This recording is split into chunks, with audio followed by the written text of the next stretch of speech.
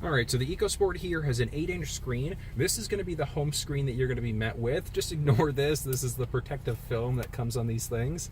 So you're going to have this section here. Audio on, off. That's going to turn, obviously, your audio on or off. You can also press the button here in order to do that. Perfect. Excellent. Okay, now if you need to add a phone, you can just add a phone in here. Selecting the phone button here, you can also add the phone ins here. Looking at audio here, let's turn the audio down a minute here. Perfect, there we go. So we've got our different sources here. Just wait for this to go away. So we've got our different sources. We can choose between AM, FM, Sirius, and Bluetooth. That's if we're hooked up to our phone here. Jumping back here, and we've got our presets listed down here as well. Now if you want to set a preset, all you have to do is tune to the station that you'd like, and then you're just going to press and hold, and then that's going to remember your preset here. Direct tune here, you can use the tuning knob here. You've also got the option to use voice activated tuning, and that's going to be directly through your steering wheel. To the phone here, adding it in, very straightforward. Navigation. So navigation is going to be built into the EcoSport SEs or the SES. The SE, if you've got the SE convenience package, the SES is going to come standard here. So one of the nice things about the navigation here, we can search in, we can add in our homework, different favorites and things like that. All right, when it comes to apps, if you've got your phone hooked up and you've got things like the Waze app, that's going to be one of the big ones that you can use through the center console screen here. When it comes to different settings in the vehicle, we've got our generic sound, and that's going to give you the ability to change the treble, mid-range, bass, etc.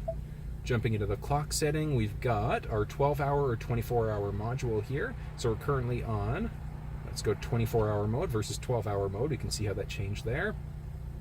Auto time zone update, if you happen to be somewhere where the time zone gets updated, it'll automatically do that for you. If you're heading out to the East Coast, the West Coast, etc., it'll automatically update your time here. When we get to Bluetooth, those are going to be our current Bluetooth devices. Turn Bluetooth on or off. Phone, pretty straightforward. It's going to be device and select it once it is found. We can skip that part for now. Radio, fairly straightforward. 911 assist, turn that on or off. With a phone hooked up, it'll automatically come on as a default. When it comes to navigation, you've got some different settings here. You've got your map preferences, which can change a couple things. The big ones to look at would be route preferences. And the reason why, let's look at our route preferences here. There we go. All right, so route preferences here, we've got always use the fastest route here, obviously. Dropping down here, this is going to be the important part. So avoiding freeways, toll roads, etc. Dropping into our general settings now. General settings, we've got English, can change between the different languages that are available with Sync3. Temperature, we're set to Celsius as we are in Canada. Kilometers as well too. So if you obviously wanted to change that out to miles, you could do that here. Jumping back out, we've got Wi-Fi, so the vehicle can have automatic updates. You want to make sure that you're hooked up to your home Wi-Fi to do that. It'll update the drivers and the firmware on the vehicle itself. The only thing it won't update is going to be the navigation. So that's not done through the automatic updates. Vehicles, some basic information about the vehicle here. You've got camera settings and then the serial number. Dropping back here, our general display. We've got the display off completely, a calming screen instead, which, as you can see here, tweaks things a little bit. Let's jump back into our settings again and back to vehicle. There we go, and display. Background brightness auto dim is going to automatically dim the screen from this daytime view that we've got into a nighttime view. That's going to be done automatically here. Voice control, fairly straightforward. So voice command, if we look at the steering wheel here for a moment. There we go. So we can just kind of see it. We've got some buttons here. So we've got our voice control button right in the center here. So in order to have, so for the advanced mode, if we press the button here. Please say a command. So we get that initial please say a command message. Now if we turn the advanced mode off and we press that button again, as you can see there, we didn't get that initial please say a command.